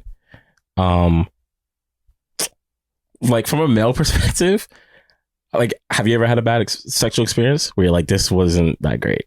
100%. Okay, so for me, when it happened, it was because I just felt like we weren't compatible. Like it might have been like I felt like I was doing most of the work, or I just felt like, oh, like this, you weren't that great. I don't know how else to put it without it sounding harsh, right? So you guys don't like starfish? No, not at all. Okay. Of course not. So that's my experience with it. I think that with women, and you can definitely tell me if I'm wrong, I'm just speculating, I think that also happens where there isn't a compatibility. But I think most of the time when there's a bad sexual experience is because for you, there's like something off, like outside of the physical. You know what I mean? Yeah. It's like, oh, like this guy doesn't really sit right with me. So when we're having this experience, this feeling I have of him not sitting right with me is just making me all uncomfortable. Yeah, no, I think a lot has to do with that. Feeling like, I don't feel like as safe as I would like to feel with this guy. But also, like, sometimes the sex is just trash. Absolutely, yeah, absolutely. I'm not, because obviously that definitely happens with women. I know women will have sex and be like, here's a question for you, Ashley. Sorry, before you jump, to answer your question, you prefer communication, yes? Yeah, obviously. If a girl's like, Zamora wasn't really good, you'd rather her be like, yesterday wasn't that good. You'd rather her say that to you or keep that to herself? No, I'd literally rather her say that to me. Because then you're like, all right, next time, I'm in. Yeah, because then I'd be like, oh, this is what you like. This is what you like. Yeah. I don't think I think that'd be like, oh shit. I think I'd take it like, okay, cool. Yeah. Take a feedback, get better next time, whatever. Pretty simple. It hits some guys' egos, but you shouldn't have sex where you gets hit. Like straight. Fair enough. The question to you, like, what to you is a bad sexual experience? Oh, that's a good question. A bad sexual experience is me not feeling like I don't know, like there's no foreplay, but normally there is, but not enough. What's enough? He's not like he doesn't know like the right rhythm. Like there's a time to go slow and there's a time to speed up and then there's a time to like be medium pace. Like you have to like, I don't know, you have to be in sync. So if I feel like I'm like going at one pace and then you're like jackhammer, I'm like, like this is not working for me. So that's not going to make me feel good. Small penis is a bad experience for me. What is small? To be honest, I don't, this may sound really bad, but like I won't have sex with someone with a really small. Like if No, that's fine. If What you is bring small? it out, I'm gonna say I'm sorry, I have to go. Oh, okay. Just because Have like you said these words? yeah, I have. But like, Okay. I've only ever said it once. Wait, you had a man's twice. piece out in the room. No, in my defense, it was like foreplay time, right? Okay. So like, foreplay, like, he eats me out and I'm like, oh, like, and then I'm like, okay, I'll give you head. No, I'm not sucking that. That's too small. I'm going to feel like a pedophile. You said this or you felt that? You didn't say that. You didn't say that exactly. You didn't say that. Not in that moment, but he's like, what happened? And then I texted it because I felt like it in the would be moment, easier. in the moment, you just stared at it I just said, I can't do this anymore. anymore. Yeah, and then made him drive me home. Made him.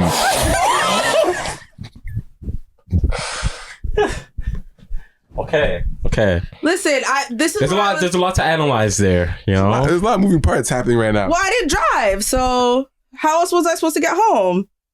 That's fucking crazy. How else was I supposed to get I'm home? hot. Okay, so I'm, as a guy, just ate you out. Not saying that like Wait, I just say you out, so I expect No, this. that's not what I'm No, I saying. was going No. That's not what I'm That's not what we're saying. saying. Because what Brian's about to say that I'm feeling is I'm not saying, I just say you out, right? yo, I'm so hot right now. I just say you I'm out. not saying you're obligated to do shit. Yeah. I'm just saying me. I'm sweating because I'm picturing. I feel like I'm him. I'm so hot. Okay, I'm genuinely got hot just thinking about this. Okay, I just ate you out. I picked you up and brought you to my house. I ate you out. I pull my dick out and you tell me I can't do this anymore. And I'm like, what are you talking about? And you just say, I just can't. And like, what do you mean? Like, I just ate you out and like my dick is was good. Did you say it's too small? What did you say at that very moment? It's too small. You say it to me. I'm sorry. It's But it is. Like, no, I get it. I get it. No, I get it. I get it. No, I understand. Like, No, I get it. I absolutely understand. We're not disagreeing. I'm just saying you say to me, I'm sorry, I can't do it. And I'm not penis shaming. I understand. I'm really not penis shaming. There's no such thing. Stop no it. Go such on. thing. That's not a real term. Apparently No, it's a thing. that's not a real term. It's not a real term. So I understand. I completely understand. But you say to me, like, I just ate you out. My mouth is wet. Okay. Slobber. Right in my face. I'm like, okay, my turn. You see my dick. You say to me, I'm sorry, I can't do this. It's too small. And I'm like, what the fuck are you talking about? No, it's really too small. Can you take me home? Yeah, and he drove me home. Yeah, I know he did. He's obviously going to drive you home, and you guys probably didn't talk much the entire way home, right?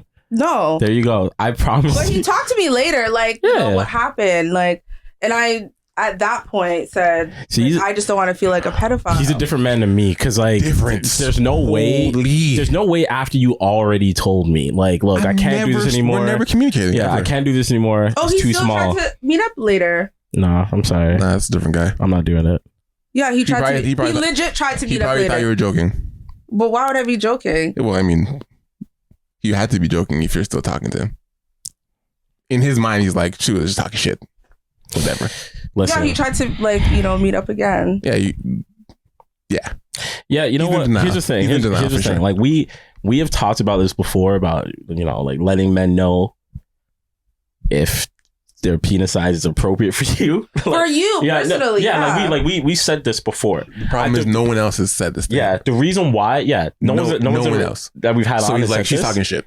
So, and then on top of that, it's just, I think as a man, imagining myself in that moment, that's why we had the reaction we do.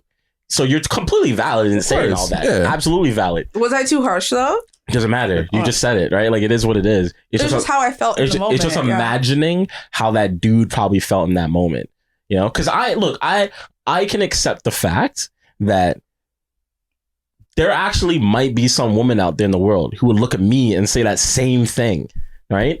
Yeah. Same thing. From what they've experienced. Yes. Yeah. I've already accepted it in my head from what they've experienced, and I still would be like, shit. Like that. What? That, Like what? That's rough. But I'm like, hey, I gotta chalk it up to the game. You're definitely. But I'm not talking to you again. Yeah, I won't talk to you. Are you nuts? Yeah, I won't I'm talk never to you. speaking to you ever again. I won't talk to you. And no one's hearing that story. Okay. Well, I'm sure he didn't tell anyone. No, but I'm also never talking to you again either. You're a ghost. This night never happened. I didn't eat you out, drive you home, and you said my dick is small. You fucking sick? Yo, what? No, but I do have to say, I was like in a very different place then. Like I was more harsh then. Now I'm like, I would never say that to someone now. No, you can't go backwards. Like, You can't get listen. If you're able to do that, you're already ahead. You can't go backwards and not tell guys now. Yeah, but I had a guy friend tell me that it was too harsh to say that. Yeah, but so I wouldn't say it to someone again. Well, so you can't. But you can't. These guys need to know. Yeah, they do. Yeah, it's not about being too harsh. Like, don't get me wrong. If the sex is whack, I'm gonna say it wasn't good. Okay, Like, I'm gonna say I didn't enjoy myself. I'll say this much. You need to see his dick before you get eaten out. Yeah. Yeah, but pictures lie. No. In person. If you're about, okay. If like that's fine. If guys eat you out first, that's fine. But before that happens, just make sure you guys are both naked. Okay. Yeah. And don't let him eat you out if you're not pleased with his dick. Okay, that's fair. 'Cause that's crazy. Okay, that's fair. That's fair. Like in this situation, you saw his dick after he ate you out. Yeah, I didn't see it before. But that's what I'm saying. Like you need since this is a situation that has happened to you, you need to be able to be like, okay, I need to know that before I do this, I like his dick size. Fair. Because this can't be an after the fact thing. You cannot let another guy eat you out and then you leave. That can't happen. Like that can't, like, that's crazy. You're a soul catcher at that point. That's nuts. Yeah, no. Like, obviously, that's not what I wanted. I know, but that's what happened. Yeah. Doesn't matter if that's what you want or not. He doesn't know that. Yeah. He just knows, wow, I ate this girl out and she made me drive her home. No, but he wasn't even offended. He spoke to me after. You said you would not talk to me again. You think that means he wasn't offended because he spoke to you? He's trying to get back in the game. Oh, like redeem himself. Yeah. Of course. Yeah. Oh. He's trying to show you what this small dick could do. She doesn't know me. Oh, fair. That's fair. It's not about the size. No, it's not. It's about the motion in the ocean. That's what he's saying. He's basically saying, like, oh, she's talking your shit. Okay, wait till she feels this though. No, not that. Not that. Yo, we gotta end this. No. Thank you, Ashley. I don't think you guys understand. It's not like there's average, there's below average, and then there's. Yeah. It was like there's no. It's all subjective, baby. It is. There's no emotion in the ocean. Hey, for some people, there might be a lot of motion. That's what I'm saying. It's all subjective. That's what I'm saying. Like, what works for you? Yeah. Because I know girls that only fuck guys like 9-10 inches and up. Period. Yeah. And it's like that to them, they're like, that's normal. And I'm like, okay. No, but like, that's to them, they're like, that's if they're fucking footers all the time and guys, then that's just what it is to normal to them. Yeah. They see a 4 or 5 inch, they're like, what is this? Yeah. And that might be average for the next thing. Like, That's and true. to her, she's like 2 inches is small. Like, to her, she's like 2 inches don't even come in the house. Yeah. Yeah. So it's like just what you're used to sleeping with. Like, if you're used to that, then that's what I'm saying. Maybe girls he's been with are like, his is fine. Yeah. So if you be like, it's small to him, he's like, yo, who is it? Yo, wait till she feels this. Fair enough. So Amy's like, who's this chick? Yo, she's just talking shit. She's trying to play hard to get. Okay. Yeah. And if you keep letting him talk to you, then the door's open. Was he the one that you blocked? Closed.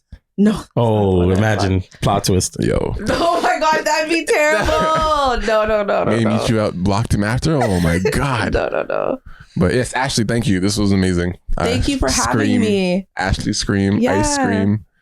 Ice cream. Yeah. We all scream. Yeah. How do you actually spell scream for your social pages? SSCREAAM. Why is this? Why? Because Scream wasn't available. So what's all the extra letters? Scream wasn't available. So just put scream in 8 underscores. Nah. I'd rather not. I hate underscores. Trash. I honestly, me personally, I'm like, I have to add an underscore. You'd rather 3 A's? It's only 2 A's. 2 A's and 2 S's. I guess. How many C's? That's it. Oh, 1 okay. C. 2 S's, 1 C, RE, 2 A's. M. Follow her, guys. Make sure you stream in their inbox. See? Or in their box. Simple. Until next episode, guys. Thank you guys for listening to a very long episode, but this was great. Yep. See y'all. Peace. We need to talk. We need to talk. We need to talk. We need to talk. We need to talk.